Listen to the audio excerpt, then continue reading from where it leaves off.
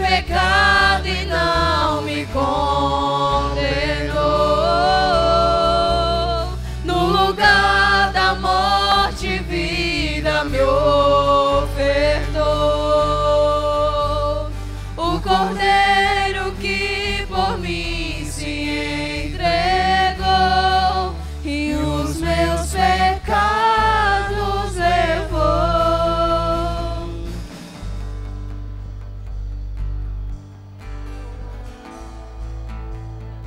Nós não te trocamos por nada, Senhor. Não há espaço para mais nada, Senhor. Porque o Senhor fez morada em nós. Porque nós somos a tua casa, Pai. A nossa casa está ocupada contigo, Senhor. E o que tiver, Senhor, de bagunça, Senhor, tira do nosso coração, Pai.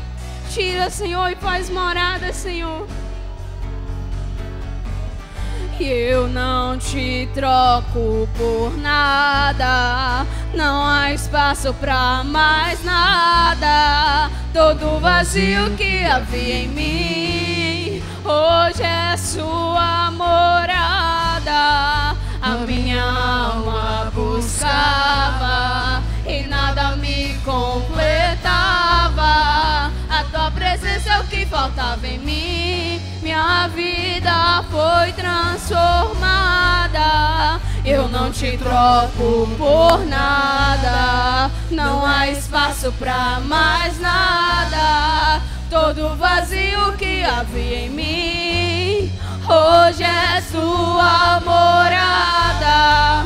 A minha alma buscava e nada me completava.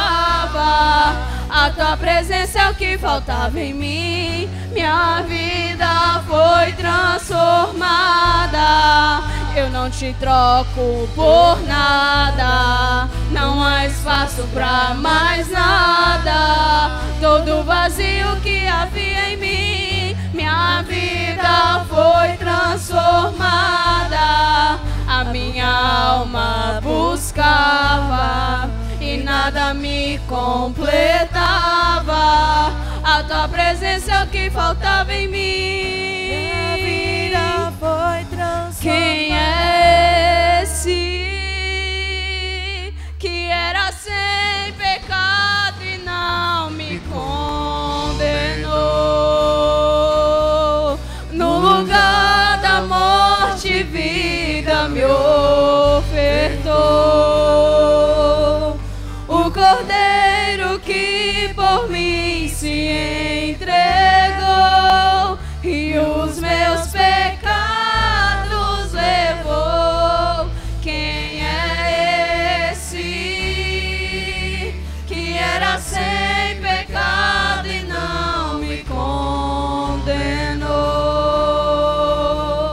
No lugar da morte, vida me ofertou. O Cordeiro que por mim se entregou e os meus pecados levou. O bom entendimento da perfeita vontade de Deus é aquilo que vai favorecer o homem diante de todas as suas dificuldades. Tudo que acontece pela vontade dele, que é aquele que não perde controle. Deus não perde o controle, meu irmão. Deus está sempre com o controle de todas as coisas. E se Ele não perde o controle, a vontade dEle é feita diante de todas as situações. E eu queria que você orasse agora, dizendo isso: Senhor, eu sei que o Senhor não perdeu o controle da minha vida. Eu sei que aquilo que muitas vezes me afeta, me abate, porque eu não entendo, a Ti é límpido, a Ti é transparente, e o Senhor pode ver. Eu queria que você orasse agora no sentido de que se o Senhor sabe o que vai acontecer com você no futuro, e Ele te ama, você pode se acalmar, porque você pode confiar que aquele que ama você não perdeu o controle da sua vida. Existe uma palavra sobre nós que diz: não é permitido aos filhos de Deus vir coisas que eles não sejam capazes de suportar. Então aquilo que está acontecendo com você, Deus permite porque você consegue suportar. E aquilo que você não consegue suportar, Deus abrevia. Que abreviar? Termina logo, passa logo, para que você não se sinta sozinho, abandonado. Jesus falou: não vou deixar vocês órfãos. Pai, nós estamos aqui essa noite, nós cremos que o Senhor está cuidando da nossa vida, o Senhor está cuidando da nossa situação, e nós queremos orar primeiramente por nós mesmos, porque nós conseguimos ver, Senhor, 1000 caindo ao nosso lado e 10.000 do outro lado, e parece que só nós ficamos aqui, parece que só nós permanecemos de pé. E a Tua palavra nos orienta a ter cuidado, para não desanimar também, para não cair também.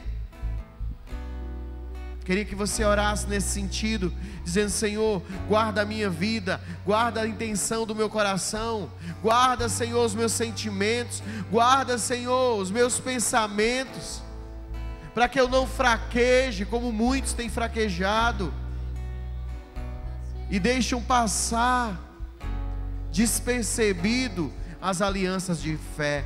Diga: Senhor, que eu não quebre as minhas orações, que eu não quebre o meu devocional, que eu não quebre as alianças contigo, porque eu não preciso me preocupar com o mal de amanhã, porque eu sei que o Senhor cuida de mim. Quem pode dizer isso? Eu sei que o Senhor cuida de mim. Então eu não sei o que você tem que enfrentar, minha irmã, eu não sei o que você tem que enfrentar, meu irmão, se é alguma enfermidade, se é alguma dificuldade financeira, se é alguma dificuldade familiar, mas eu queria te dizer: confia no Senhor, porque Ele cuida de você. E o teu amanhã está debaixo da vontade dEle, então será bom, perfeito e agradável para você. Queria que você orasse junto comigo, dizendo: Senhor, eu confio em Ti. Você pode dizer isso? Diga: Senhor, eu confio em Ti. Minha vida, minha família, minha casa, meu trabalho, minhas finanças, está nas Tuas mãos. Eu não temerei. Você pode repetir? Diga: eu não temerei, porque o Senhor cuida de mim, e a minha vida está totalmente nas mãos dEle. Isso em nome de Jesus. Amém? Amém, igreja? Então dá uma salva de palmas para o Senhor, dá um glória a Deus. Diga: eu confio, eu confio. Pode sentar no seu lugar. Que bom que você veio para esse culto de oração. Culto de oração sempre são menos, né? Poucas pessoas. Parece que eu não gosto de orar, né? Ah, não, pastor, porque o pessoal trabalha. Não, que todo mundo trabalha. Essa é a história. História fiada. Todo mundo trabalha, gente. Não é que os que vieram são vagabundos, os que não vieram não trabalham, não. Não existe isso. Existe que tem uns que buscam esse momento de oração, né? Buscam esse momento de aprendizado. E isso é bom. E seja você aquele que permanece de pé. Amém? Amém ou não amém? Glória a Deus. Hoje nós temos pregadora nova na história. Vamos receber a nossa querida Esther. A Esther, meu povo, está em... Vira aí. A Esther está em momento de observação para obreiro. Dá uma salva de palmas, Senhor Jesus. Logo, logo teremos uma nova obreira na casa, né? Futura diácona, futura pastora. Ela já botou até o óculos, que é para... Olha aí, a mulher está mais intelectual. Levanta a mão para cá.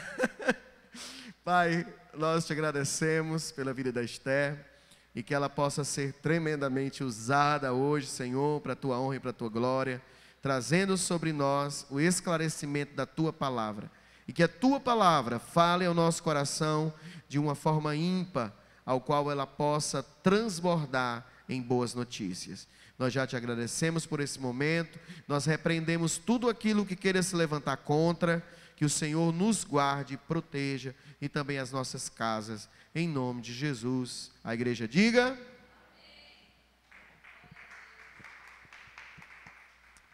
glória a Deus. Desejo que a paz do Senhor esteja com todos vocês essa noite. Queria que vocês abrissem comigo lá em João, capítulo 12, para a gente iniciar, esse estudo.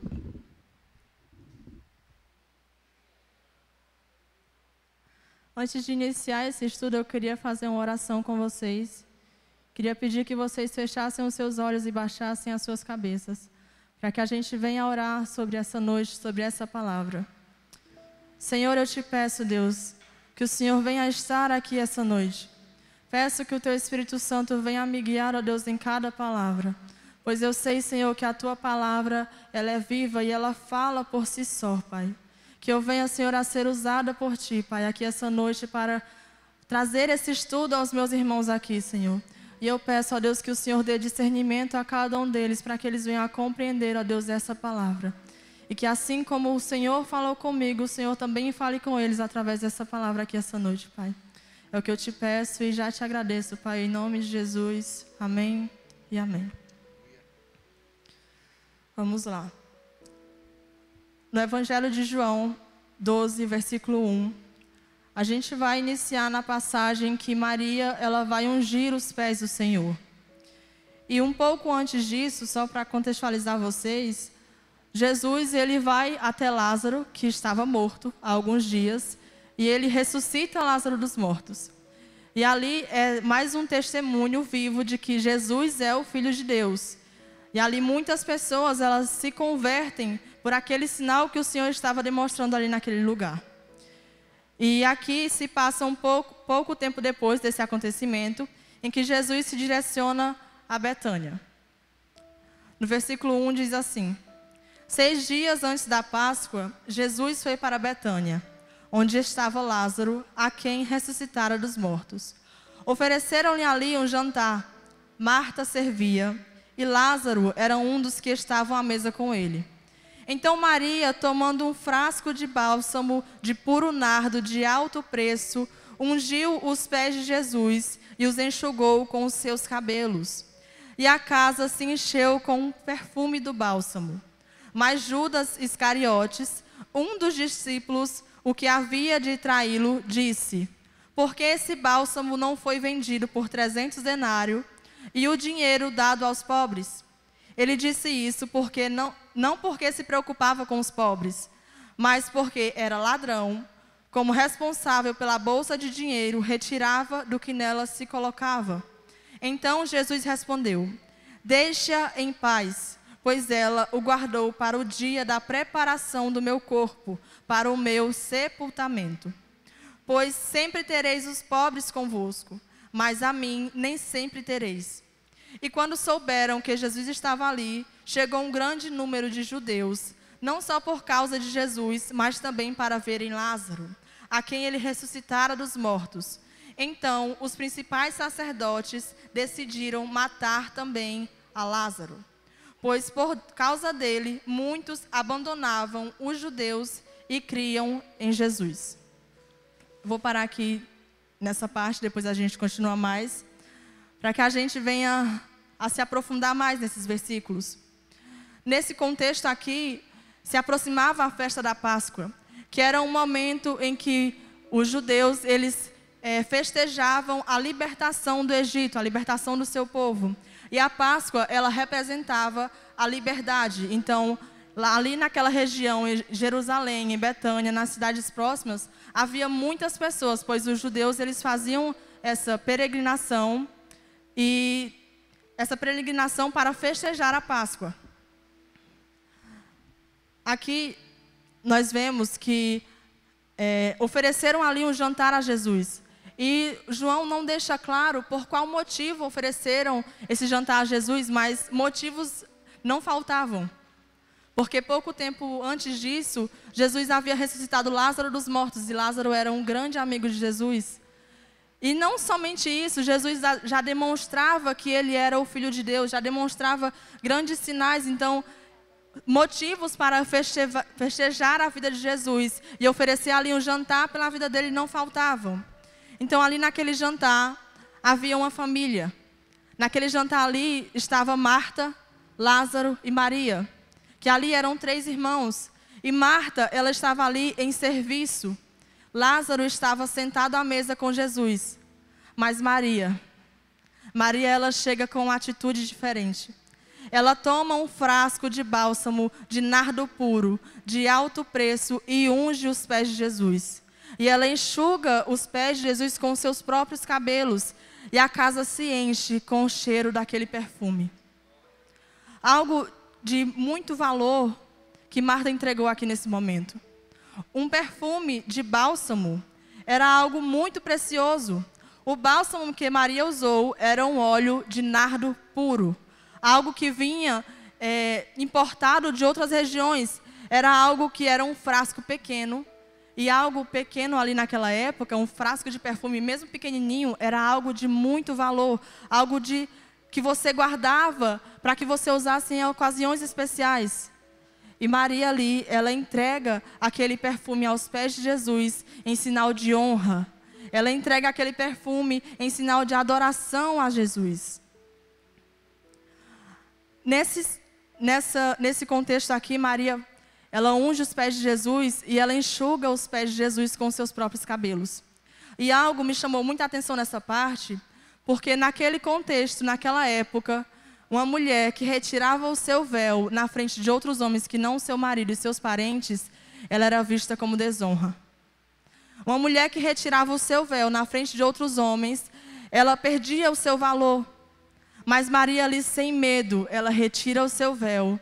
Ela entrega o que ela tem de mais precioso aos pés de Jesus, sem se interessar com o que as pessoas iam falar dela, sem se interessar com quais consequências iriam vir com aquele ato.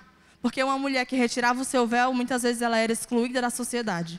Mas Maria não se importou com a lei dos homens aqui nesse momento, porque ela reconheceu que Jesus era o Filho de Deus. E algo muito interessante, que Marta, ela sempre estava em serviço. Em algumas passagens, em uma passagem a gente vê que Marta, ela reclama a Jesus. Ela diz: Senhor, eu estou aqui te servindo e Maria está aí sentada. Por que o Senhor não manda que ela venha me ajudar? E Jesus diz: Maria escolheu a boa parte. Ela está aqui comigo, ela está me escutando. E eu não vou tirar essa boa parte dela. Maria, sempre que havia algo para ser entregue ali, Maria, sempre que Jesus estava na presença dela, ela estava aos pés de Jesus. Ela escolhia se entregar a Jesus, ela sempre estava ali aos pés de Jesus, porque ela sabia que Jesus era alguém diferente, era alguém que veio mandado por Deus. E aqui nessa passagem, ela reconhece que Jesus é o Filho de Deus. Ela viu que Jesus ressuscitou o irmão dela dentre os mortos. E ali ela reconheceu o sinal, um dos sinais de que Jesus era o verdadeiro Messias, aquele que eles esperavam ansiosamente. Então, ela tinha pressa em demonstrar ao Senhor toda a sua servidão, a sua submissão a Ele. Ela reconheceu que Jesus era o Salvador. E ela não se importou que a atitude dela levaria muitas pessoas a criticá-la por isso.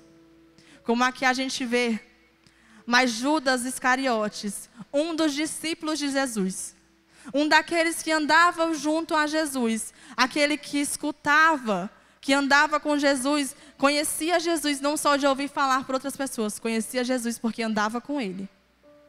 Um dos discípulos, aquele que iria o traí-lo. Esse discípulo que devia dar o exemplo. Ele olha para aquela cena que ele deveria fazer, porque ele era discípulo de Cristo. Ele deveria ter entregado tudo. Ele olha para aquela cena e diz que isso é um desperdício. Porque esse bálsamo não foi vendido por 300 denários e dado o dinheiro aos pobres. 300 denários naquela época era equivalente a 1 ano de trabalho de um trabalhador comum. E eu dei uma pesquisada, no salário atual, 300 denários equivalia a 20 ou a 30 mil reais. Será que a gente teria esse sentimento, teria essa devoção de entregar esse perfume que vale 30 mil reais aos pés de Jesus? Maria entregou. Maria não se importou que aquilo era o que ela tinha de mais precioso. Ela entregou aquilo aos pés de Jesus. Aqui, Judas disse isso não porque ele se importava muito com o povo. Porque se ele se importasse verdadeiramente com o povo, ele demonstraria aquilo por Jesus. E através de Jesus, através daquele amor que ele tinha por Jesus, ele passaria ao povo. Mas ele não se importava com isso. Ele não se importava com o povo porque todo o dinheiro que era colocado na bolsa para que patrocinasse o ministério de Jesus, ele retirava uma parte para si. Ele roubava do povo aquela oportunidade, porque quando a gente fala de patrocínio, a gente fala de você impulsionar um negócio. E aqui o impulsionamento era para o ministério de Cristo. E Judas roubava uma parte desse impulsionar.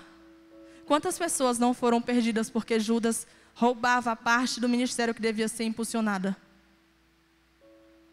Quantas pessoas Judas deixou de alcançar porque ele não enxergava quem Cristo era? E ao invés de enxergar, ele criticava aqueles que viam quem Cristo verdadeiramente era. Para Judas, o importante não era a presença de Cristo, porque o coração de Judas já era corrupto e incapaz de ver a importância do ato que Maria fez.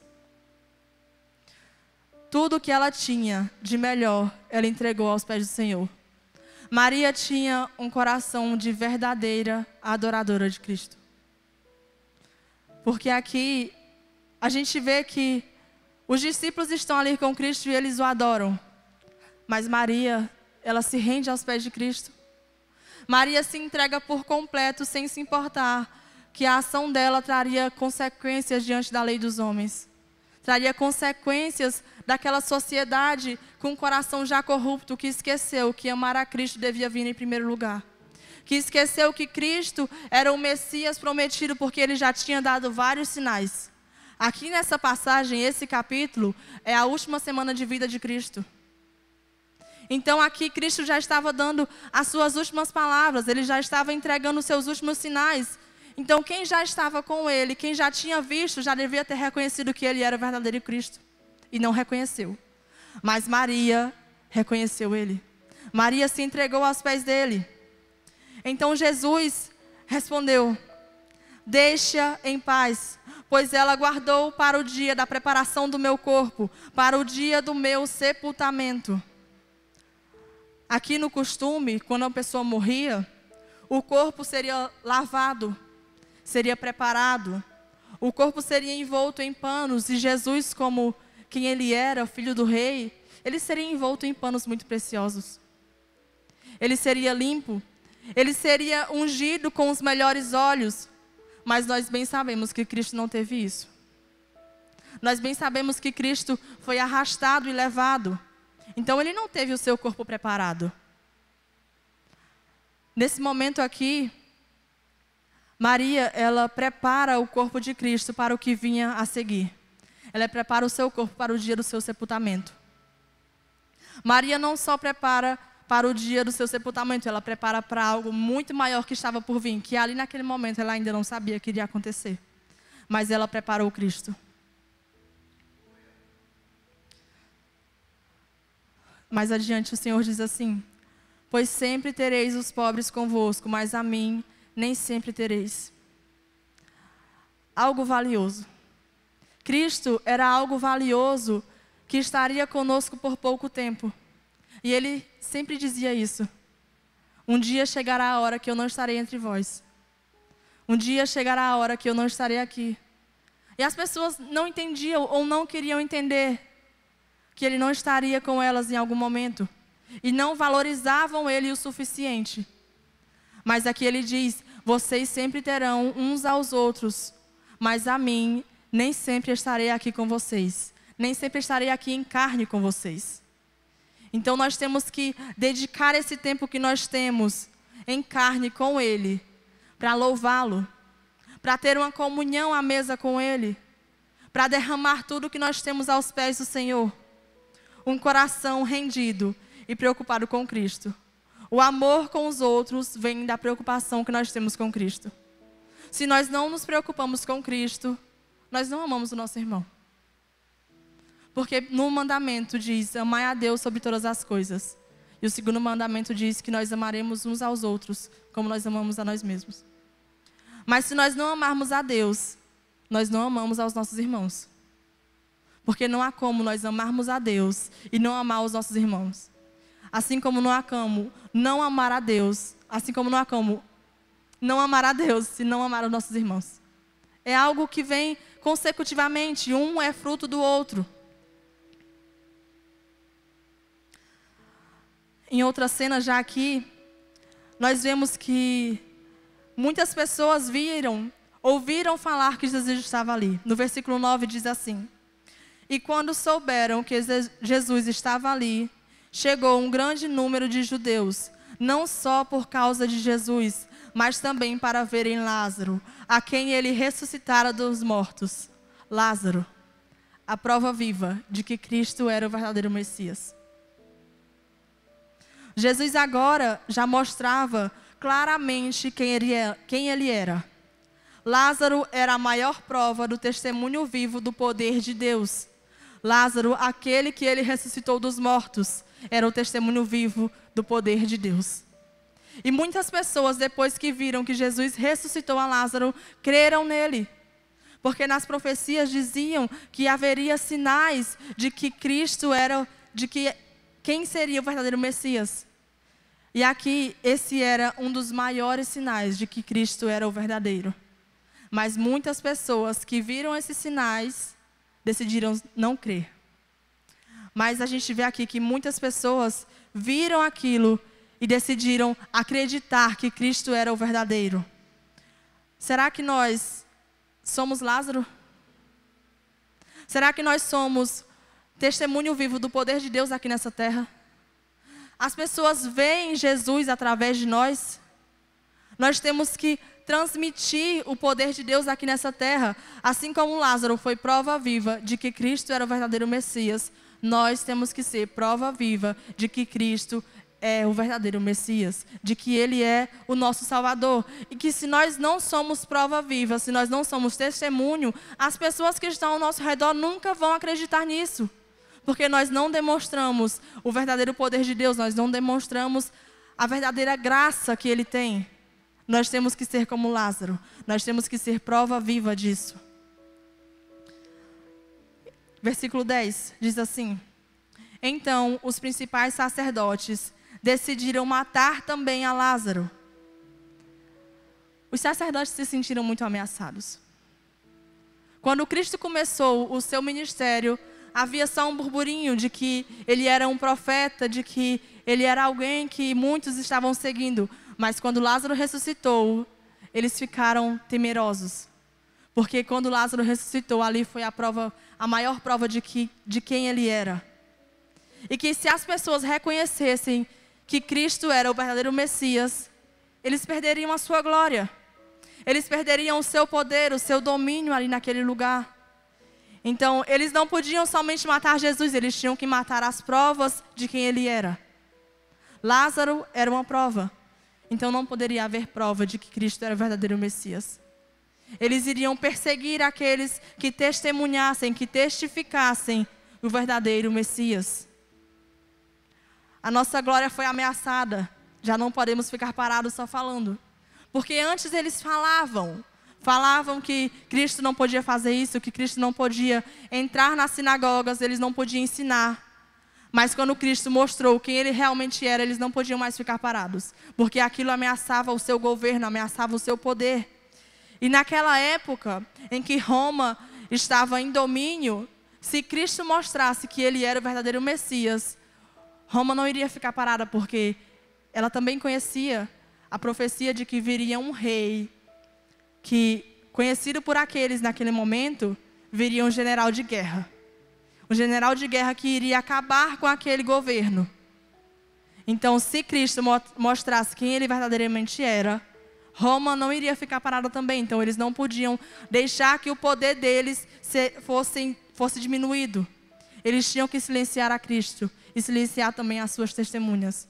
Porque melhor era que o povo ficasse cego e perdesse a sua salvação do que eles perdessem o seu poder. E isso é algo que a gente tem que ter muito cuidado. Porque melhor é eu perder a minha vida e ganhar a Cristo, ganhar a salvação, do que eu ganhar a minha vida nesse mundo e perder a Cristo. Se eles, aqueles que estudavam a lei, sabiam de todos os sinais, sabiam da manifestação de que viria o verdadeiro Cristo, o verdadeiro Messias, eles deveriam ter reconhecido quem Cristo era. Mas eles decidiram ficar com a glória para si e deixar que Cristo fosse diminuído, para que eles fossem maiores. Você é o motivo das pessoas crerem em Cristo? Essa é uma pergunta que resume essa passagem. Porque Maria tinha um coração de verdadeira adoradora. Ela exalava que adorava a Cristo, que Ele era o verdadeiro Messias. Lázaro era a prova viva de que Cristo era o Messias. E Marta sempre o servia. Então nós temos que ser pessoas que fazem as outras que estão lá fora, as que estão perdidas, a crerem em Cristo.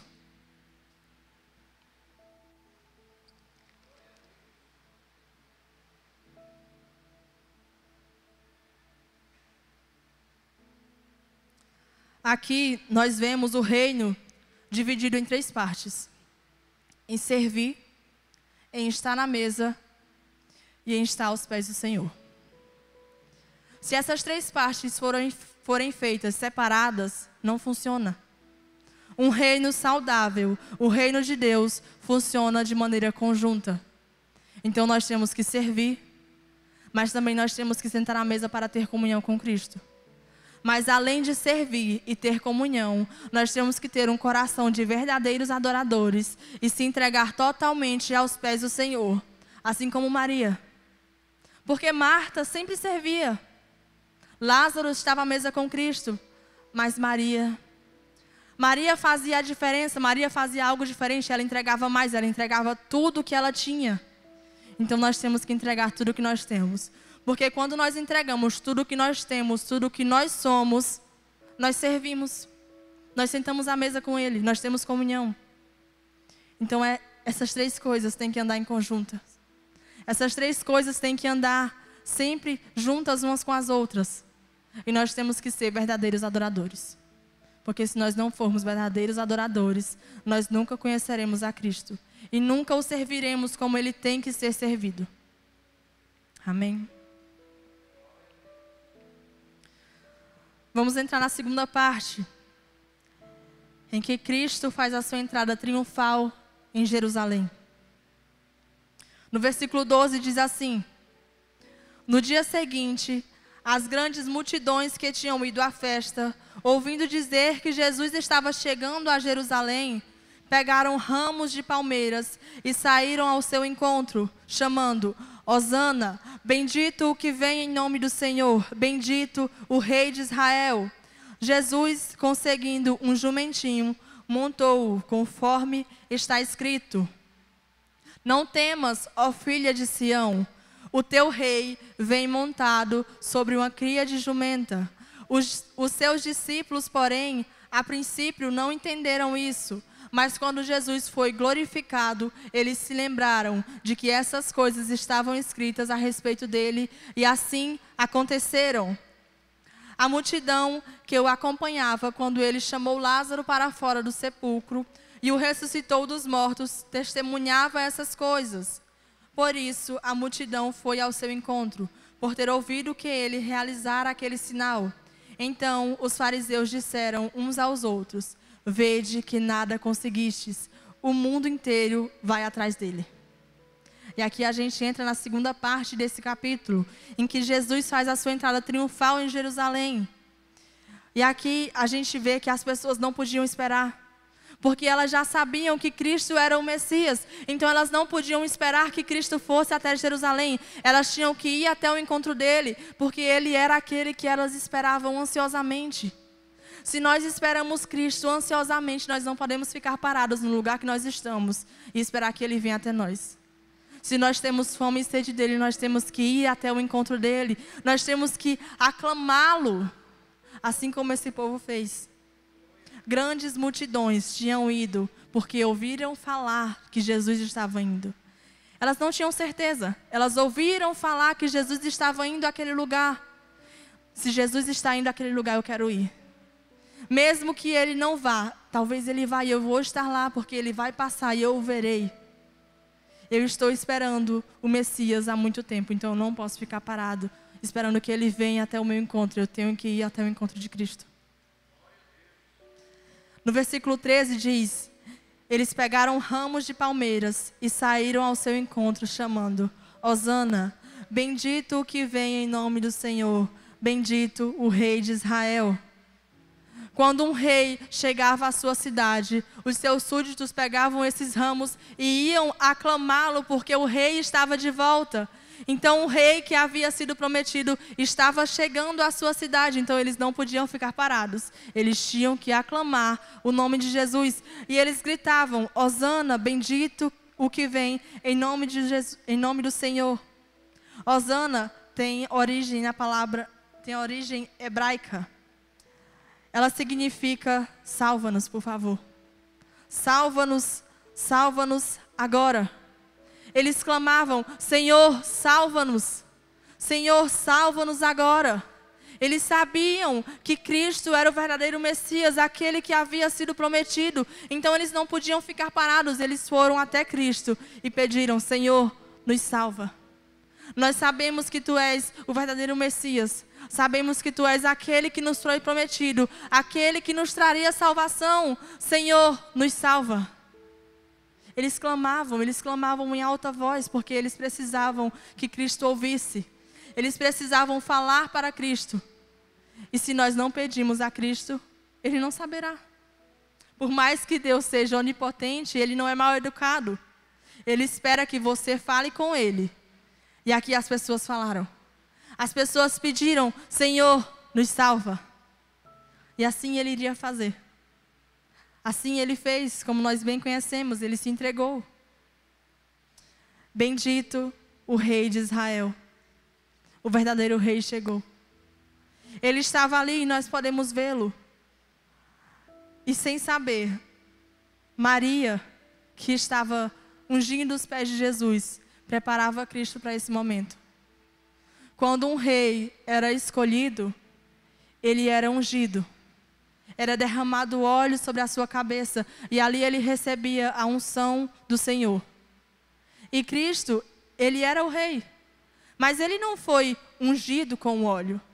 Mas nessa passagem que Maria unge os pés do Senhor, ela não só prepara o seu corpo, mas ela também unge o Senhor com óleo. O Senhor, o nosso rei. Aquele que devia ter tido toda a honra e toda a glória. O nosso Senhor, mas aqui na terra, Ele veio como homem, Ele se fez como um de nós. E aqui nós vemos que o Senhor é o nosso verdadeiro Rei. O Senhor, aquele que Maria nem imaginava que isso iria acontecer, ela o preparou também para esse momento. Ela preparou o Senhor, ela ungiu com um óleo tão precioso, que era algo que era dado somente a reis, algo dado somente a pessoas muito preciosas. Ela preparou ele para esse momento também. Mesmo sem ela saber, ela também foi usada para isso. Em alguns momentos nós podemos não entender a vontade do Senhor, mas se nós estamos rendidas a Ele, nós somos usados e depois o Senhor nos revela por que nós somos usados naquele momento. Às vezes nós curamos uns aos outros, mesmo sem saber que nós estamos curando uns aos outros. E é algo que nós não temos que entender. É algo que o Senhor nos usa se nós estivermos disponíveis para isso. Amém? No versículo 14, diz assim: Jesus, conseguindo um jumentinho, montou-o conforme está escrito. Ele é aquele que vem humildemente. Ele não é um rei que vem em violência, um rei que vem para a guerra. Ele é um rei humilde. Jesus não é um general de guerra, ele é um pacificador. Ele não veio para travar lutas e guerras terrenas, ele veio para trazer libertação espiritual. Então ele não é aquele que as pessoas esperavam que ele fosse. Muitas pessoas esperavam um general de guerra. Esperavam que Cristo viria, montaria um exército e derrubaria Roma. Mas eles esqueceram quem era o verdadeiro inimigo, que não era Roma. Mais para frente a gente vai saber quem é. Mas Cristo não veio para derrotar homens. Ele veio derrotar aquele que estava com as nossas vidas em suas mãos. E diz assim: não temas, ó filha de Sião, o teu rei vem montado sobre a cria de uma jumenta. Os seus discípulos, porém, a princípio não entenderam isso, mas quando Jesus foi glorificado, eles se lembraram de que essas coisas estavam escritas a respeito dele, e assim aconteceram. Aqui ele fala da passagem que está lá em Zacarias. Léo, tu pode abrir para mim? Zacarias 9:9.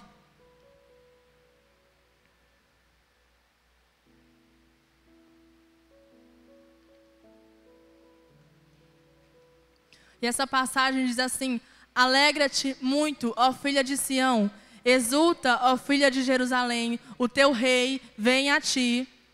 Ele é justo e traz paz e traz a salvação. Ele é humilde e vem montado num jumento, num jumentinho, filho de jumenta.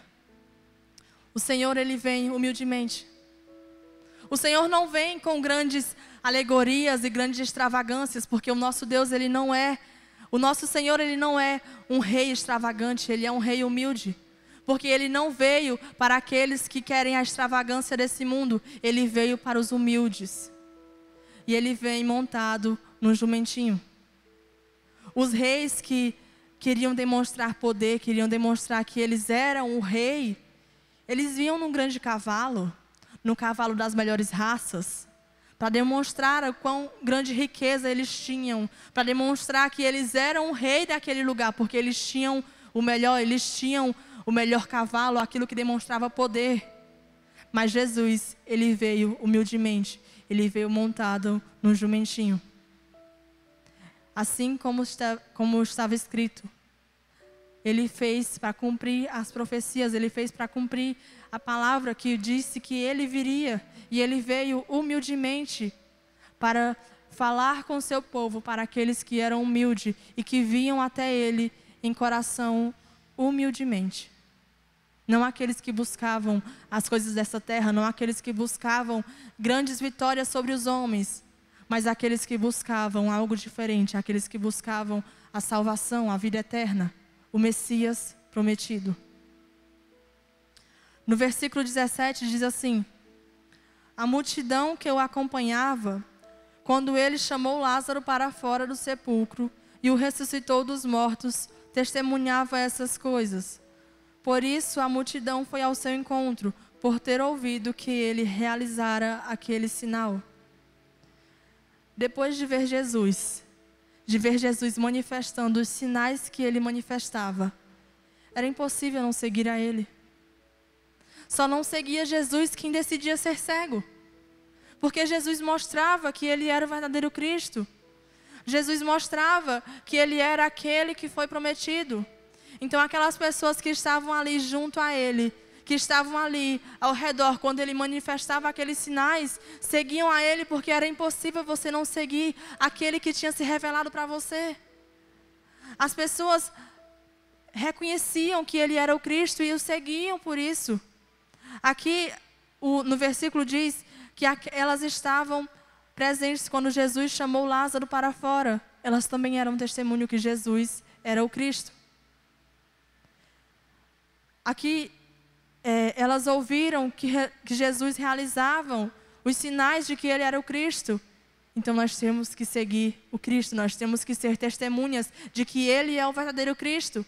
Se nós ouvimos que ele é o verdadeiro Cristo, nós temos que ser testemunhas, nós temos que seguir a ele para que as outras pessoas também reconheçam que ele é o verdadeiro Cristo. Se essas pessoas não estivessem ali com Cristo, muitas pessoas não acreditariam que Ele era verdadeiro, porque não haveria testemunhas. E nós temos que ser testemunhas vivas aqui nessa terra de que Cristo é o verdadeiro Rei, de que Ele é aquele que nos trará a salvação, de que Ele é o caminho, de que Ele é a vida. Se nós não formos testemunhas de que Cristo é o verdadeiro Rei, de que Ele é a salvação e de que Ele tem poder para trazer mudança sobre a vida dessas pessoas, elas nunca irão acreditar, porque nós não somos testemunho dEle. Nós temos que ser testemunhas de Cristo e andar por onde Ele anda. Nós não devemos estar envolvidos com as coisas desse mundo, porque se nós nos colocamos em um lugar de que nós possamos ser repreendidos por estarmos naquele lugar, de que Cristo não estaria naquele lugar, naquela situação, tendo aquelas atitudes, as pessoas não vão acreditar que nós somos testemunhas de Cristo. Então não adianta falar, eu sou cristão, não adianta falar, eu sou seguidor de Cristo, se eu não mostro ser parecido com Ele. Para ser testemunha viva de Cristo, eu tenho que ser parecida com Ele. E assim as pessoas verão que Cristo é o verdadeiro Rei.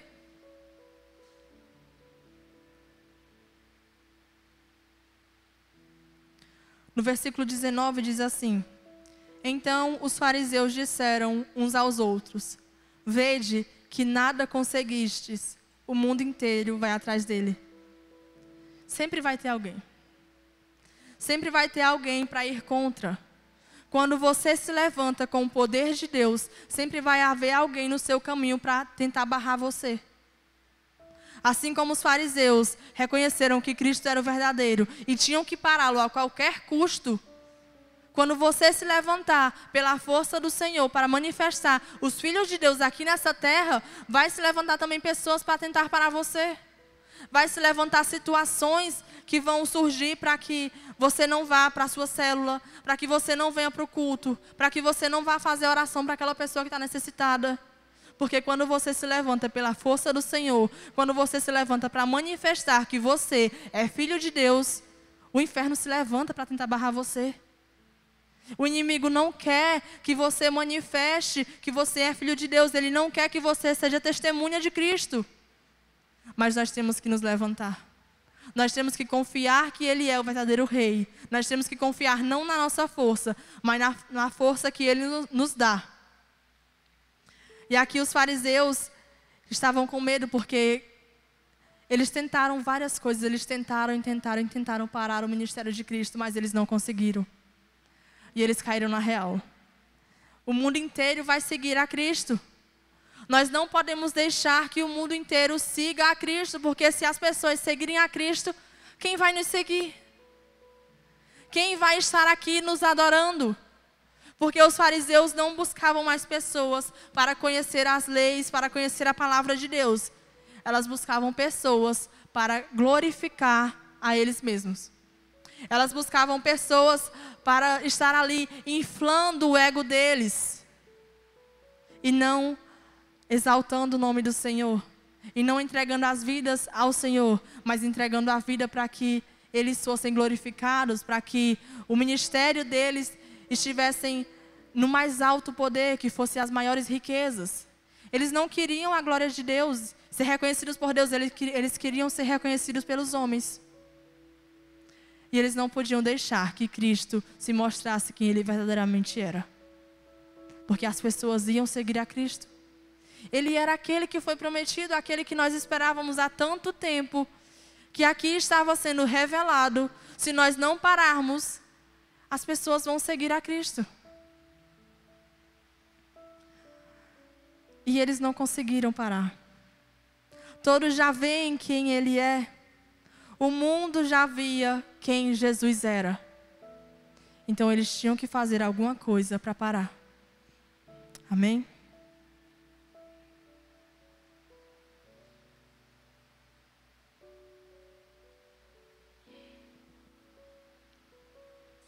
Aqui a gente vai entrar na terceira parte desse capítulo, que é as últimas palavras de Cristo do seu ministério aberto. Um dos últimos discursos de Cristo ao público. Alguns gregos desejam ver a Jesus. E no versículo 20 diz assim: entre os que tinham subido à festa para adorar, estavam alguns gregos. Eles se dirigiram a Felipe, que estava em Betsaida da Galileia, e pediram-lhe, que era de Betsaida da Galileia, e pediram-lhe: Senhor, queremos ver Jesus. Felipe foi dizê-lo a André, e os dois avisaram a Jesus. E Jesus respondeu-lhes: chegou a hora de ser glorificado o Filho do Homem. Em verdade vos digo, se um grão de trigo não cair na terra e não morrer, ficará só. Mas se morrer, dará muito fruto. Quem ama a sua vida, irá perdê-la. E quem odeia a sua vida neste mundo, irá preservá-la para a vida eterna. Se alguém quiser me servir, siga-me. E onde eu estiver, lá também estará o meu servo. Se alguém me serve, o Pai o honrará. O mundo já via Jesus. Ele está aqui e nós temos que vê-lo. Jesus, o que veio para libertar. Não mais só os judeus, mas também os gentios. As pessoas que não eram judeus, as pessoas de cada parte ali daquela região. O mundo ali daquela época já conhecia, já ouviu falar de Jesus. Então nós temos que vê-lo. Jesus já dizia: chegará a hora que eu não estarei aqui. Então nós temos que vê-lo. Ele está aqui nesse momento. Nós temos que ir ao encontro dele. Então os gregos aqui representam, os não-judeus representam o ministério de Jesus, que seria para todos, não só para aqueles que as pessoas da lei, aqueles conhecedores da lei diziam que ele viria só para libertar os judeus. Ele veio para libertar o mundo inteiro. Ele veio não só para os judeus, ele veio para os gentios. Os gregos se dirigiram até Filipe e pediram: nós podemos ver Jesus? Nós queremos ver Jesus.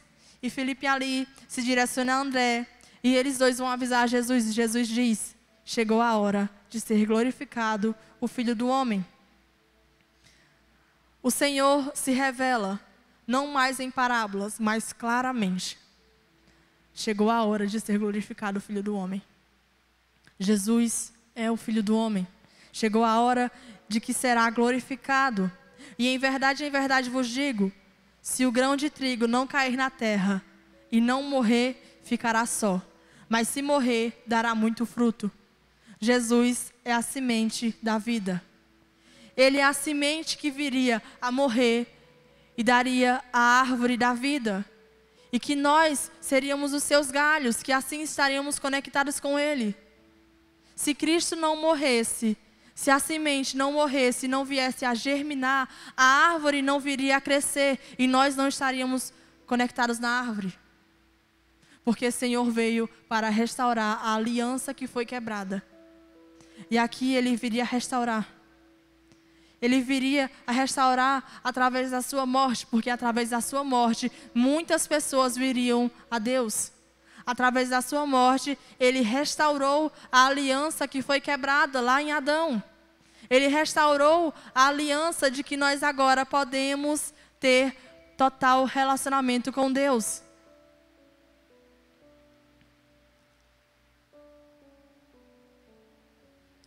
Quem ama a sua vida irá perdê-la. E quem odeia a sua vida nesse mundo irá preservá-la para a vida eterna. Se nós amamos mais a nossa vida do que a vida de Cristo, nós nos colocamos como um galhinho de árvore que acha que pode sobreviver sozinho, sem as raízes profundas. Mas se aquele galho se coloca sozinho, sem estar conectado a raízes profundas, ele seca, ele morre, ele não dá frutos. Então, se nós não estamos conectados em Cristo, se nós não estamos conectados à raiz que vai trazer águas profundas para que os galhos venham a se amadurecer e trazer frutos, nós morreremos. E isso acontece quando nós amamos mais a nossa vida do que a vida de Cristo. Isso acontece quando nós amamos mais a nossa vida aqui na terra do que a nossa vida que virá quando nós formos levados com Ele na nossa vida eterna. Nós temos que amar mais a vida eterna que virá quando nós formos ao encontro de Cristo do que a vida aqui na terra. Porque a vida aqui na terra, o Senhor nos diz, Na vida vocês sofrerão aflições, mas tem de bom ânimo. Eu venci o mundo, vocês também vencerão. Então, o cristão que ama mais a sua vida aqui na terra, não entende o que é ser um verdadeiro cristão. Nós temos que odiar viver aqui nesse mundo. Nós não temos que gostar de estar aqui, satisfazendo os desejos da nossa carne, satisfazendo somente as nossas próprias vontades. Mas nós temos que entender que a verdadeira liberdade vem quando nós entendemos que aquilo que é errado nós não devemos cometer, mas aquilo que é certo, o que Cristo já nos mostrou, o que é correto, e nós escolhemos, isso é a verdadeira liberdade. Porque você sabe aquilo que é mal e aquilo que é bom. Então você escolhe aquilo que vai levar você à vida eterna. E isso é a verdadeira liberdade. Quando nós escolhemos satisfazer a nossa própria carne e as nossas próprias vontades, nós não somos livres. Porque aquele que faz o que quer não é livre.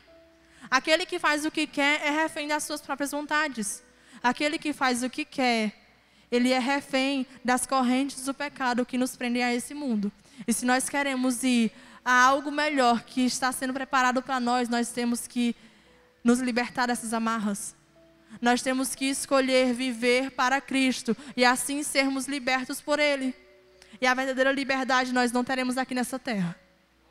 A verdadeira liberdade nós teremos quando nós formos ressuscitados no último dia e nós formos ao encontro dEle na casa que está sendo preparada. Amém?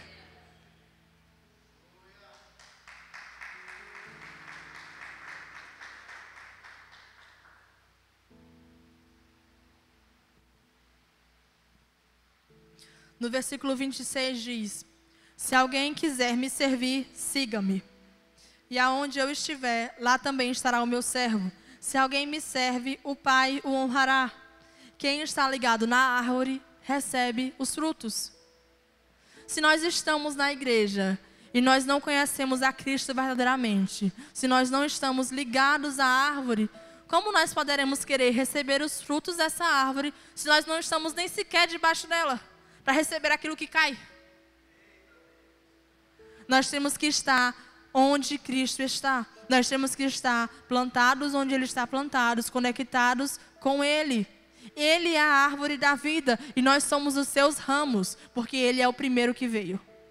Ele é aquele que veio para que nós venhamos a ter vida, porque antes nós estávamos mortos. Mas através de Cristo nós somos vivificados.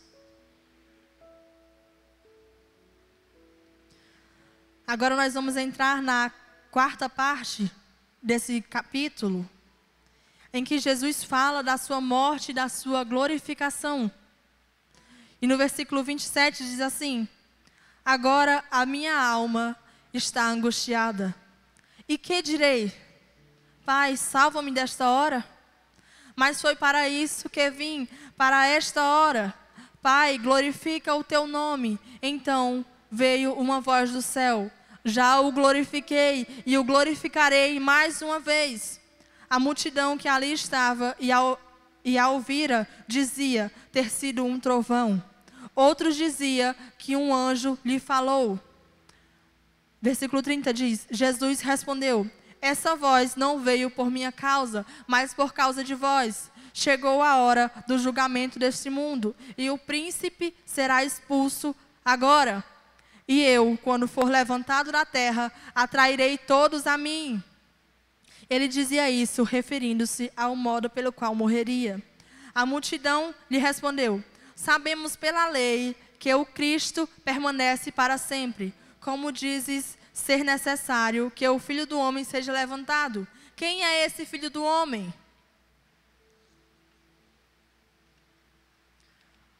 Jesus então lhes disse: a luz estará entre vós por mais algum tempo.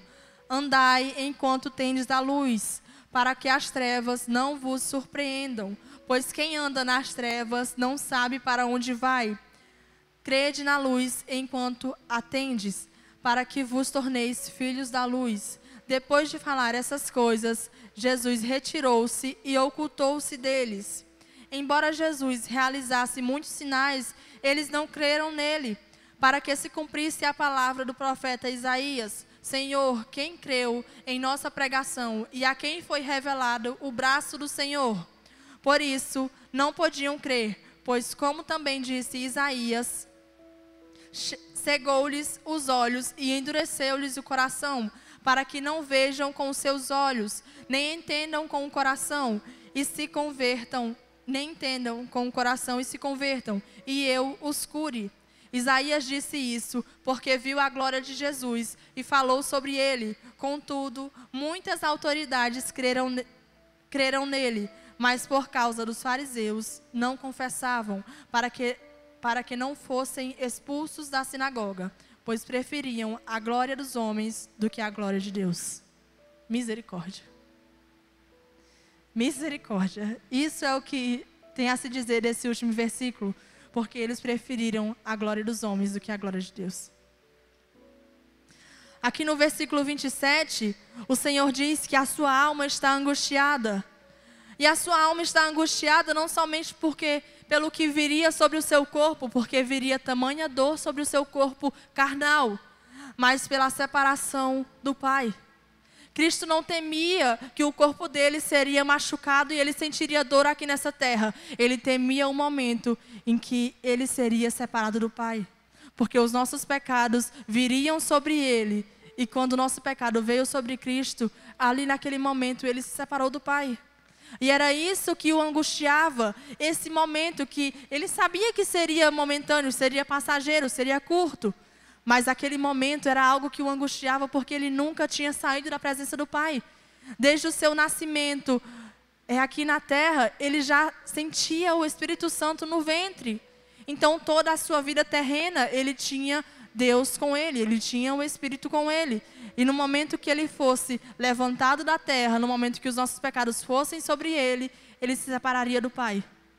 E isso traria grande angústia sobre ele. E algo que angustiou Jesus, a ponto de ele falar para o Pai: o que direi? Senhor, salva-me dessa hora? Não. Foi para isso que eu vim. Muitas vezes nós escolhemos rejeitar a Deus e não nos aproximar mais dele.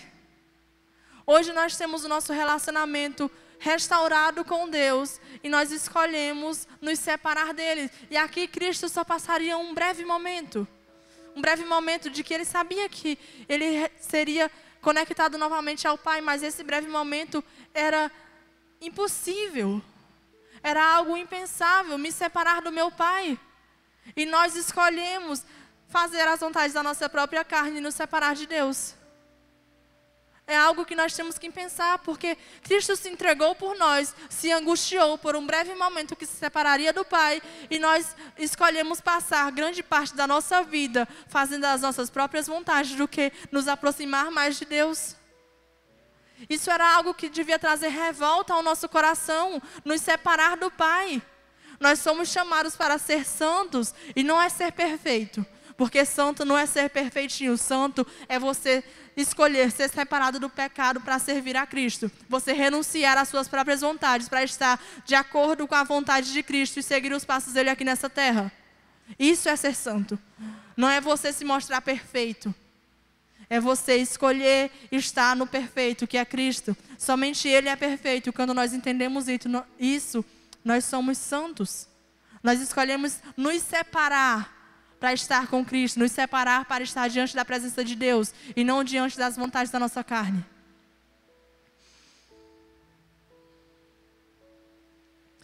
No versículo 28, o Senhor diz: Pai, glorifica o teu nome. Então veio uma voz do céu: já o glorifiquei e o glorificarei mais uma vez. Quando essa voz vem do céu e diz: eu já o glorifiquei, essa glorificação veio através do ministério de Jesus.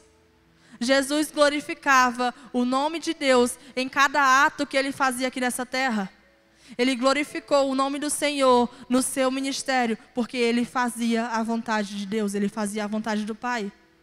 Mesmo quando ele se retirou para o deserto e passou 40 dias em jejum, quando o diabo veio a tentar ele fez a vontade do Pai. Por mais que o corpo dele quisesse aquele pão, por mais que o corpo dele necessitasse de água, ele fez a vontade do Pai. E nós temos assim que fazer a vontade de Deus, porque quando nós escolhemos renunciar às nossas próprias vontades, renunciar à nossa carne, nós glorificamos o nome de Deus aqui nessa terra. E nós temos que ser esses que glorificarão o nome do Senhor mais uma vez e perpetuamente sobre essa terra. Nós somos os filhos de Deus. O Senhor espera a manifestação dos filhos de Deus. E se nós não manifestarmos, onde estão os filhos de Deus? Nós somos escolhidos desde o nosso ventre para glorificar o nome do Senhor, não para glorificar o homem, para glorificar o nome do Senhor. A multidão que estava ali e ouvira dizia ter sido um trovão. Outros diziam que um anjo lhe falou, mas era a voz de Deus. E aquela voz, ela não veio por causa de Cristo, porque Cristo já tinha a certeza de quem Ele era. No versículo 30 diz, Jesus respondeu, essa voz não veio por minha causa, mas veio por causa de vós. Jesus já tinha a certeza da sua missão. Ele já tinha a certeza de por que Ele veio para esse mundo. Ele veio restaurar a aliança que foi quebrada. Então Ele não precisava que viesse uma voz do céu para dizer que Ele era o Filho de Deus. Ele sabia, Ele tinha convicção de que Ele era o Filho de Deus. Mas as pessoas de coração tão incrédulo ainda precisavam que viesse uma voz do céu para dizer que Ele era o Filho de Deus. Por mais que a palavra do Senhor, a palavra viva que estava ali com eles, que era a Torá, estava ali com eles, já dizia que viria o Cristo, já dizia que viria o Messias, que Ele manifestaria os sinais. E Cristo manifestou os sinais, então aquilo já devia ser suficiente para que eles reconhecessem que Cristo era o verdadeiro Messias. Mas aqui precisou vir uma voz do céu para que eles viessem a crer verdadeiramente que Cristo era o Messias. Querido, que não precise vir uma voz do céu, não precise vir uma voz extravagante, uma voz extravagante para você crer que Cristo é aquele que vem trazer a salvação para você. Porque a palavra dele já é viva. A palavra que Ele nos deixou já nos diz, Ele é o Salvador, Ele é aquele que veio para nos trazer libertação. Então não é necessário que venha a voz dos céus, nós já sabemos quem Ele é.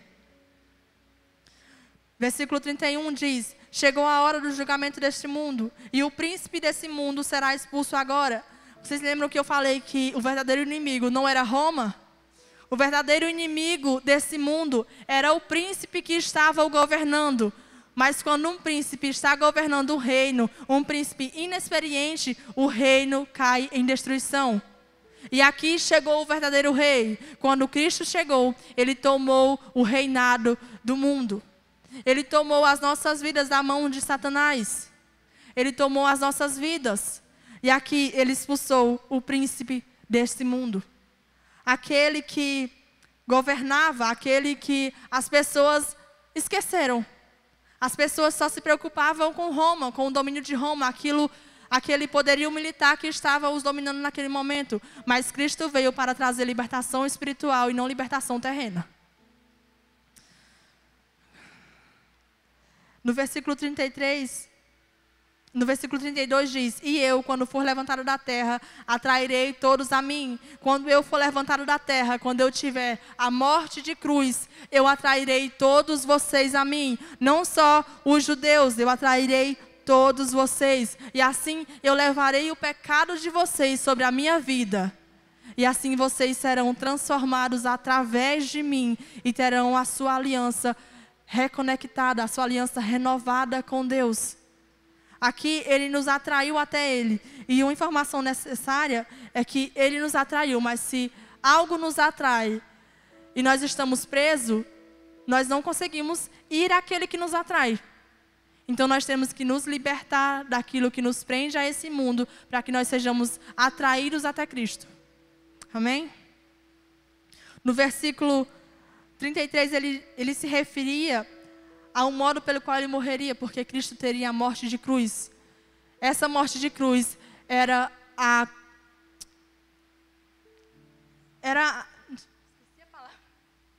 a morte de cruz era aquilo que vinha como mais pesado. Como é que diz? Não é penitência. O fardo. A pena mais pesada que havia para algum crime era a morte de cruz. E Cristo não havia cometido nenhum crime, mas ele sofreu a morte de cruz, porque era necessário que os nossos pecados passassem sobre ele. E pelos nossos pecados nós merecíamos a morte de cruz. Mas Cristo tomou o castigo que devia ser nosso. A multidão lhe respondeu: sabemos que pela lei Cristo permaneceu para sempre, como diz ser necessário que o Filho do Homem seja levantado. Quem é esse Filho do Homem? Ainda há aqueles que perguntam quem é o Filho do Homem, mas Cristo já havia se revelado. Ainda há dúvidas, mas ele estava bem à vista deles, que ele era o Filho do Homem e ele já tinha se revelado. E eles ainda estavam presos à lei, mas Cristo não se perpetuaria pela vida terrena. A vida aqui que ele diz que se permanecerá é a vida eterna que nós ganharemos depois. No versículo 35, ele diz: a luz estará entre vós por mais algum tempo. Então, andem na luz enquanto vocês têm luz, para que as trevas não os surpreendam. E muitas vezes nós nos fazemos como os cegos, que nós fechamos os olhos e decidimos não ver. A luz está acesa, mas se vocês fecharem os olhos agora, vocês não vão enxergar nada. Vocês estarão em escuridão por escolha própria. Mas a luz já nos foi revelada. Cristo é a luz que veio para nos trazer clareza. Então nós não podemos estar como os cegos. Jesus, depois de ele dar essas declarações, ele se retira e se oculta. E as pessoas ainda ficam duvidosas de que, por mais que Cristo realizasse esses sinais, eles não creram nele. Mas os sinais já estavam claros. Os cegos veem, os coxos andam e os mortos ressuscitam. Mas, para que se cumprisse a profecia que está lá em Isaías 53, Léo, se tu puder abrir para mim rapidinho, Isaías 53 diz: Senhor, quem creu em nossa pregação e a quem foi revelado o braço do Senhor? Por isso não podiam crer, pois, como também disse Isaías, Léo, tu abre lá, Isaías 6, 9, 10.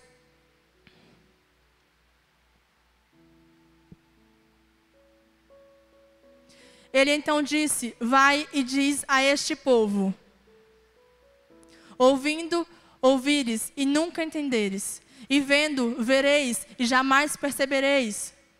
Torna o coração deste povo insensível, que os seus ouvidos fiquem surdos e os seus olhos cegos, para que não veja com os olhos, não ouçam com os ouvidos, nem entendam com o coração, e não se convertam, nem sejam curados. O povo não queria ver, o povo não queria sentir, porque Cristo já tinha falado, Cristo já tinha mostrado os seus sinais, Cristo já tinha os curado, mas eles queriam permanecer cegos. No versículo 40 diz assim: cegou-lhe os olhos e endureceu-lhes o coração. Jesus veio para nos libertar, mas nós temos que escolher ser libertos, porque senão nós permaneceremos cegos. Quantas vezes mais Jesus já tinha se revelado, era por ele que esperavam, mas os seus corações estavam cheios de si, que não havia espaço para Cristo. A glória terrena era melhor, assim como diz no versículo 43, pois preferiram a glória dos homens do que a glória de Deus. E para encerrar, nessa última parte, Jesus é a luz do mundo. No versículo 44 diz: então Jesus falou em voz alta: quem creu em mim, não creu apenas em mim, mas naquele que me enviou. Jesus, um só com o Pai, Deus. Ele é revelado. No versículo 45 diz: quem me vê, vê aquele que me enviou. Então as pessoas estavam vendo Jesus, e se as pessoas viam Jesus e não viam a Deus, algo estava errado. No versículo 46 diz: eu vim como luz ao mundo, para que todo aquele que crê em mim não permaneça nas trevas. No versículo 35 ele diz: a luz estará entre vós somente por alguns momentos. A luz que está entre vós, se nós aguardarmos e a regarmos com o azeite, essa luz não se apaga. Então, é como aquela parábola das virgens. Nós temos que guardar o azeite para que quando o noivo chegue, nós não estejamos no escuro, nós não estejamos nas trevas, mas que a luz esteja conosco. No versículo 47 diz: se alguém ouvir as minhas palavras e não obedecer a elas, eu não o julgo, pois não vim para julgar o mundo, mas para salvá-lo. Jesus não veio como juiz, mas como salvador, ele veio como nosso defensor. E no versículo 48 diz: quem me rejeita e não aceita as minhas palavras, já tem o seu juiz. A palavra que tenho pregado, essa o julgará no último dia. Pois não falei por mim mesmo, mas o Pai que me enviou ordenou-me o que dizer e o que falar. Então o juiz não seria Cristo, mas a palavra que o Senhor tinha entregue a ele. Ali aquela palavra era a lei suprema. A palavra de Deus é a nossa lei suprema. Então nós temos que crer nisso, que a palavra de Deus, ela é imutável, ela é a verdadeira lei. Não a lei dos homens, mas a lei que veio de Deus. E se nós não crermos nessa palavra, se nós não crermos que Deus enviou a Cristo, assim nós não acreditaremos que o Pai enviou a Ele. No versículo 50, para terminar, diz assim: e eu sei que o seu mandamento é vida eterna. Assim, o que eu falo é exatamente o que o Pai me ordenou. E aqui Cristo declara a sua submissão completa ao Pai. As palavras de Jesus são as próprias palavras de Deus. Rejeitar a palavra é rejeitar a Deus. E isso é sem rodeios, sem interpretações humanas, porque a palavra de Deus já nos foi revelada. Então não é algo que nós podemos dar um jeitinho, aquilo já foi revelado a nós, e essa é a lei de Deus. A palavra é a vontade divina. Seguir a palavra nos leva à vida eterna, à libertação esperada. Não a libertação terrena, mas a libertação espiritual. Jesus é o caminho, a verdade e a vida. Se vocês crerem nele, assim vocês alcançarão a vida eterna. Amém? Que vocês possam dar a maior salva de palmas para o Senhor. Queria que vocês baixassem as suas cabeças e fizessem uma pequena reflexão nesse momento. Será que nós estamos sendo testemunhos vivos de Cristo aqui nessa terra? Será que nós estamos cumprindo a missão que Ele nos deu? Cristo nos enviou como filhos de Deus, então nós temos que manifestar os filhos de Deus aqui nessa terra. Assim como Maria, que entregou tudo aos pés do Senhor, nós temos que entregar tudo aos pés dEle. Ele já nos entregou a nossa missão. Cristo, nós somos feitos para relacionamento com Ele. E se nós não estamos tendo relacionamento com Ele, nós não podemos ser usados por Ele. Se nós não estamos tendo relacionamentos com Cristo, nós não podemos ser curados. Nós temos que ter um coração de verdadeira adoradora de Deus. Nós somos chamados para relacionamento com Deus e não um relacionamento superficial em que nós somente fazemos coisas em nome dEle. Nós temos que ter um relacionamento verdadeiro em que nós nos rendemos aos pés de Deus, em que nós colocamos o nosso coração totalmente rendido aos pés dEle. O nosso coração que muitas vezes tenta nos enganar, nós temos que entregar aos pés dEle. Porque quando nós nos colocamos aos pés de Jesus, como verdadeiros adoradores dEle, assim nós sentimos a graça que viria sobre as nossas vidas. Assim nós sentimos que Ele é aquele que veio para trazer salvação, Ele é aquele que veio para trazer libertação, para nos tirar daquele lugar de trevas. O Senhor é aquele que veio para nos mostrar quem nós verdadeiramente somos. Porque nós não somos aquilo que nós passamos. Nós não somos os traumas que nós passamos nas nossas vidas. Nós somos aquilo que Cristo nos mostrou que nós somos. Nós somos filhos de Deus. Mas nós temos que ter o nosso coração rendido a Ele. Nós temos que quebrar esse vaso. Nós temos que quebrar esse tesouro tão precioso que o Senhor nos entregou. E esse tesouro vem a partir do Espírito Santo. O Espírito Santo nos entrega um tesouro, nos entrega um bálsamo cheio dos seus frutos. E isso é a capacitação que Ele nos entrega. Mas se nós não nos colocamos aos pés do Senhor, nós nunca vamos manifestar verdadeiramente os dons espirituais que o Senhor tem nos entregado. Nós precisamos ter um coração rendido a Ele. Nós precisamos ter essa fome e essa sede de estar rendido aos pés do Senhor. Porque só assim nós seremos testemunhos vivos dEle. Só assim nós andaremos e testemunharemos que Ele é o verdadeiro Rei. Ele é aquele que nos transformou. E quando nós passarmos pela rua, as pessoas falam: aquela é a Esther? Aquela é a Lara? Aquela é a Sara? Que por muito tempo se colocou no quarto escuro.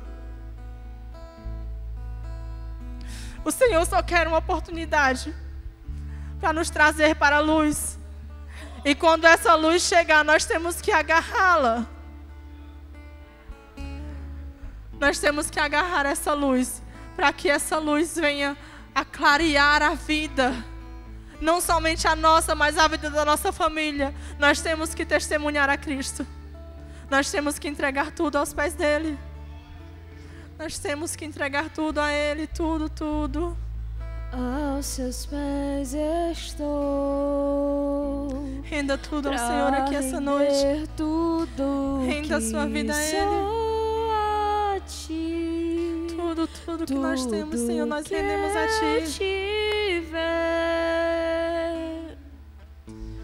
Receba aqui, Senhor, o perfume mais agradável do Senhor. O meu perfume, a nossa vida em retidão a Ele. A nossa vida sem as nossas próprias vontades. Que vão cair. Basta um olhar no Teu rosto. Esse rosto que nos mostra quem nós verdadeiramente somos. Eu fui perdoada logo que se coloque de pé no seu lugar. Se você quiser se ajoelhar e entregar tudo aos pés do Senhor, se ajoelha. E todos os entrega todos esses tesouros que o Senhor preparou para ti e glorifica o nome dEle. Rende tudo ao Senhor. Quebra esse vaso precioso que você tem guardado diante dEle. Eu quebro o meu vaso. Eu quebro o meu vaso aos seus pés. Não somente as suas mãos, Senhor, nós queremos ser os teus pés. Nós queremos estar diante dos teus pés, Senhor. Eu quebro o meu vaso. Te entregar tudo. Quebro o meu vaso. Te entregar a nossa vida. Aos seus pés. Te entregar, Senhor, a glória que é devida a Ti, Senhor. Meu amado. Nós não queremos, Senhor, ser reconhecido por homens. Nós queremos ser reconhecidos por Ti. Pra render tudo que sou a Ti, tudo que eu tiver. Receba aqui, Senhor, o meu perfume, minhas lágrimas. Declare. Basta olhar, basta olhar no Teu rosto. O que acontece? Eu fui perdoada logo que te vi. Então entregue tudo, todos os tesouros. E todos os meus tesouros eu vou derramar diante de Ti. Adore, adore a Ele. Eu quebro meu vaso. Eu quebro meu vaso aos Teus pés, aos pés do meu amado. Mais uma vez, cante. Eu quebro meu vaso. Despeje tudo, derrame tudo Quebro meu vaso aos seus pés. aos pés do meu amado. Não importa o valor, Não você importa descobriu o preço que Ele é o Salvador. do perfume. Então entrega tudo, entrega tudo. A Tua presença vale mais. A tua presença vale mais. Não importa. E Não importa o preço do perfume derramado. A sua presença vale mais. A sua presença vale mais. E não importa o preço do perfume derramado. A tua presença vale mais. A tua presença vale mais. Eu quebro meu vaso. Eu quebro meu vaso aos seus pés. Seus pés, Senhor, aos pés do meu amado. Eu quebro meu vaso. Convide alguém para orar. Quebro meu Vamos fazer os nossos círculos de oração. aos seus pés. Homens com homens, mulheres com mulheres. Vamos orar agora, uns pelos outros, e declarando fé, declarando revelação, declarando unção, declarando graça, declarando que o Senhor é aquele que se revela. Oh Senhor, oh Senhor. Isso, deixa o Espírito Santo usar você. Deixa o Espírito Santo usar você de uma forma maravilhosa. Abençoando esse irmão, abençoando esse momento. Isso, orando por ele, orando por ela. Pai, nós oramos para que a tua revelação seja completa. Se os olhos estão fechados, que sejam abertos agora. Se o fardo está pesado, que a sua pessoa se revele, para que ela seja totalmente curada, liberta e transformada. Senhor, que o teu nome seja encontrado no momento da aflição, da dor, para que essa pessoa possa ser totalmente alguém que se entrega. Oh Deus, que aconteça um milagre. Que aconteça um milagre na vida dela. Para que ao lembrar desse milagre, ela pegue as palmas das mãos e comece a adorar. A adorar, a dizer Hosana, Hosana nas alturas. Hosana, Hosana.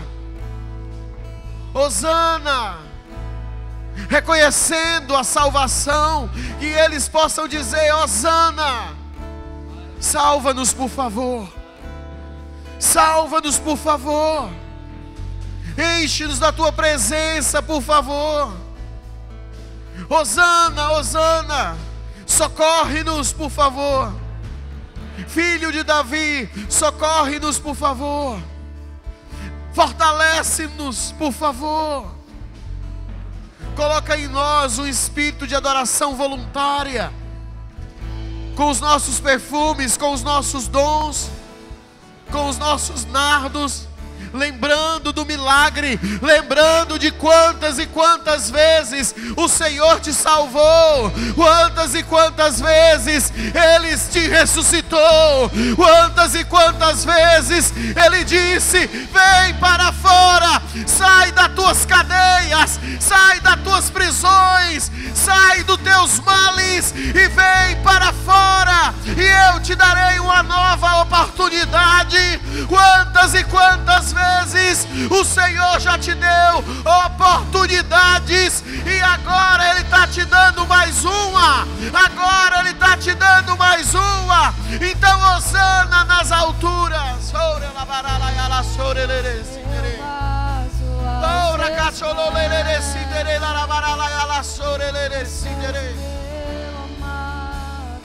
Deixa o Espírito Santo levar você à adoração. Deixa o Espírito Santo levar você à revelação de quem Jesus é. O Salvador, o Salvador, o Salvador.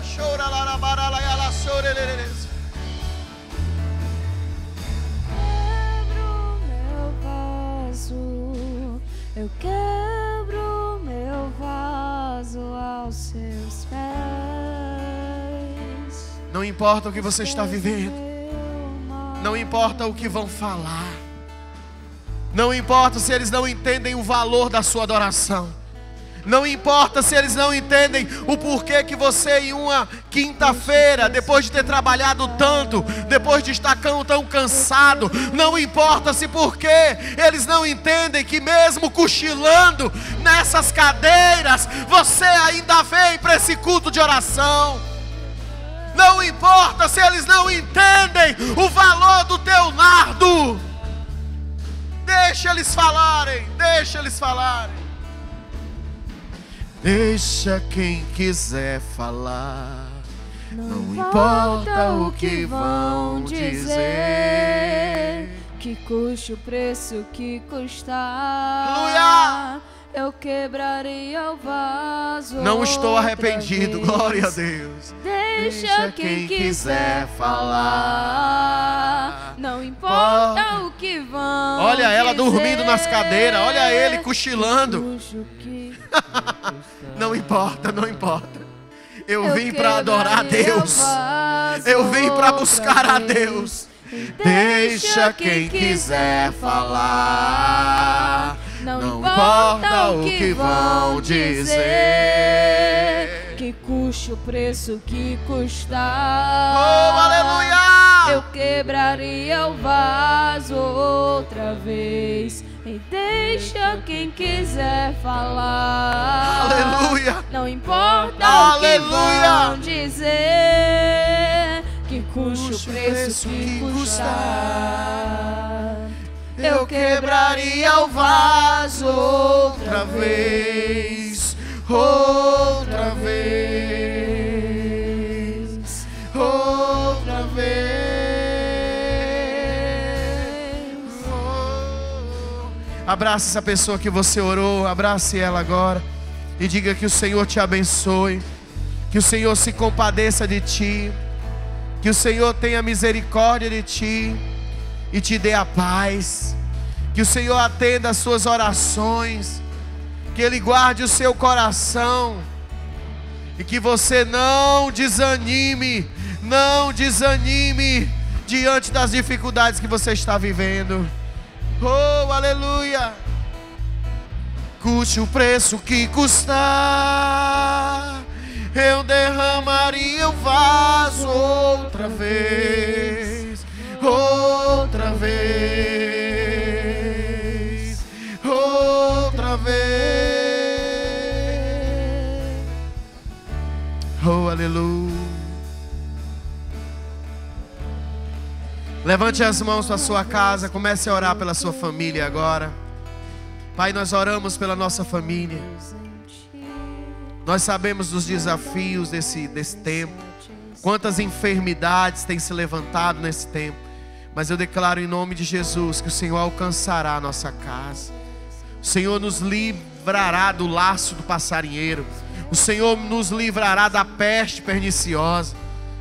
Praga alguma alcançará a nossa tenda. Amém, igreja? Levante a mão para a sua casa e diga: praga alguma permanecerá na minha casa, na minha família. O Senhor está trabalhando na minha família em nome de Jesus. E algo grande vai acontecer lá. Comece a declarar: eu e minha casa serviremos ao Senhor. Eu e minha casa serviremos ao Senhor. Eu verei minha casa liberta desses males. Eu verei a minha casa liberta dessas religiosidades.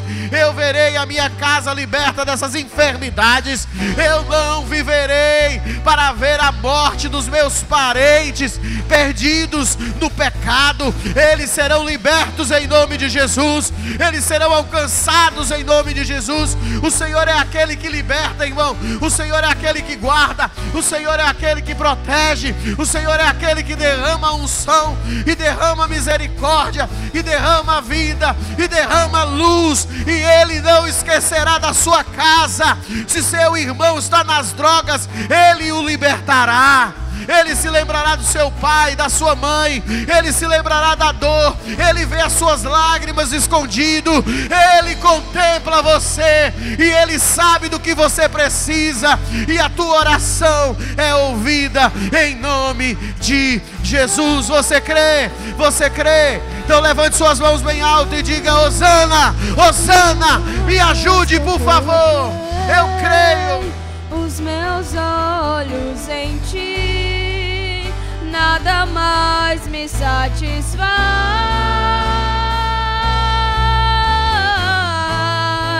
E uma vez que eu coloquei os meus olhos em ti, nada mais me satisfaz. Oh, aleluia! Só quero a ti, Deus. Só quero a ti e nada mais. Declare.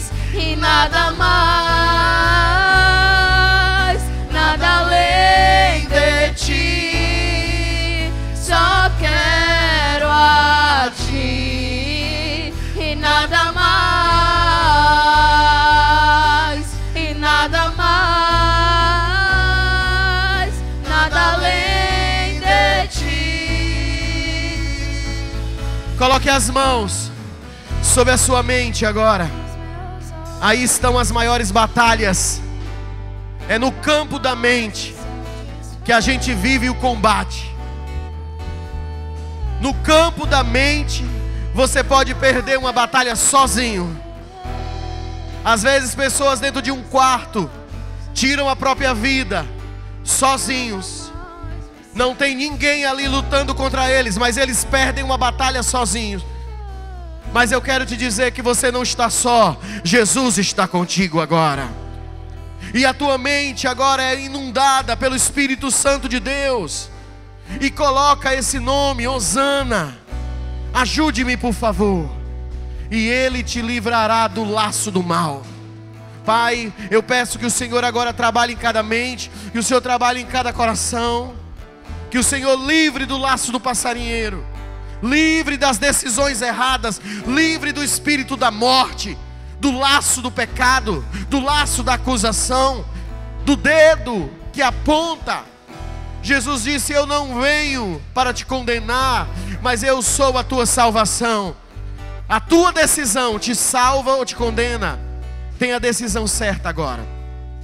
Pai, fortalece a mente dele, fortalece a mente dela agora, para que ela possa tomar, ele possa tomar a decisão correta, sábia e eficaz. Que a paz que excede o entendimento encha os teus pensamentos, e tudo que é de ruim saia da tua vida, em nome de Jesus. Você recebe? Então levante as mãos e diga: eu recebo, em nome de Jesus. Tem alguém aqui no nosso meio que precisa de oração por alguma enfermidade? Vem até a frente. A palavra de Deus diz: se tem alguém doente, vem até os presbíteros da igreja, eles vão ungir você com óleo e você ficará curada. Você crê nisso? Se você crê nisso, vem à frente. Já quero convidar os presbíteros para fazer essa oração. E a unção que unge o enfermo é aquela unção que testifica o milagre. E esse milagre seguia Jesus e segue a nós também, amém? E se você crê, você poderá ver a glória de Deus, poderá ver que o Senhor é contigo, que o derramar do Senhor sobre a tua vida é aquilo que traz cura. Quero a ti e nada mais, e nada mais.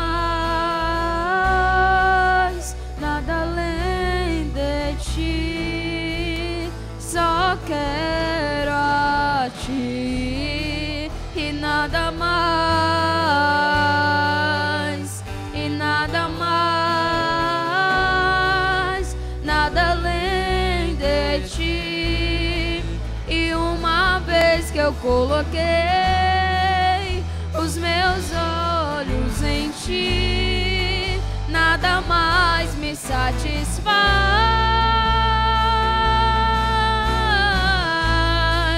E uma vez que eu coloquei os meus olhos em ti, nada mais me satisfaz.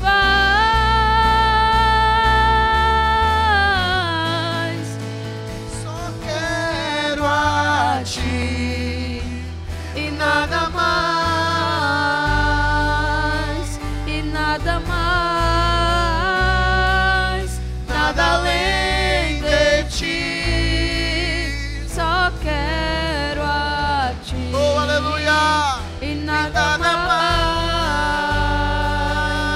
e nada mais, Nada além.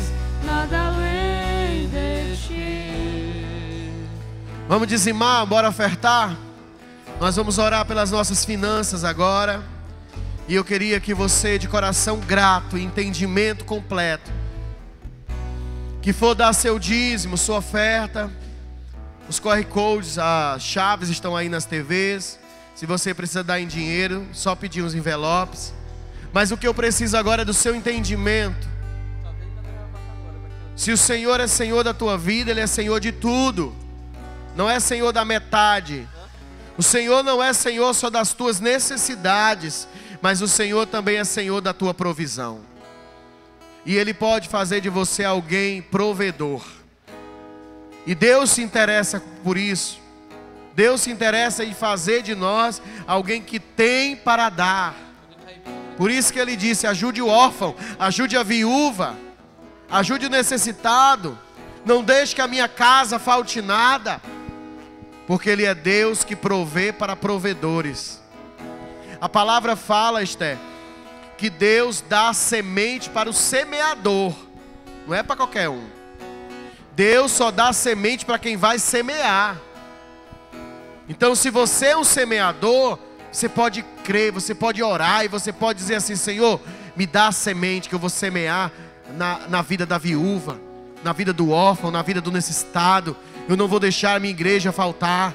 Se eu ver um ar-condicionado faltando, eu vou ser alguém que vai semear um ar-condicionado. Por quê? Porque o semeador é aquele que não segura a semente, que não retém a semente, mas bota a semente para germinar. Você entende? Deus não vai dar algo para morrer em você. Deus te dá algo para produzir mais. Então levante sua mão, principalmente você que é semeador. Diga assim: Senhor, o Senhor conhece o meu coração. Aqui está o meu dízimo, a minha oferta. E eu quero declarar, Senhor, em nome de Jesus, que diante daquilo que o Senhor tem me dado, eu tenho sido fiel a Ti. E eu não vou deixar o meu coração desvanecer, mas eu vou permanecer fiel a Ti. Por isso aqui está o meu dízimo, a minha oferta. Te agradeço pela oportunidade de te servir para alguma coisa. Eu te amo e não é peso para mim essa atitude. Isso em nome de Jesus. Amém e amém. Traga o seu envelope. Você que fez pelo Pix, levante suas mãos e adore o Senhor. Não há outro lugar que em teu amor, não há outro lugar onde eu quero estar. Declara a sua fé. Não há outro lugar que em teu amor acende um fogo em meu coração. Aleluia. E eu não resistirei, eu não controlarei. Eu quero mais de ti, Deus. Declara, vai. Eu quero mais de ti, Deus. Acende o fogo em meu coração. Eu não resistirei, eu não controlarei.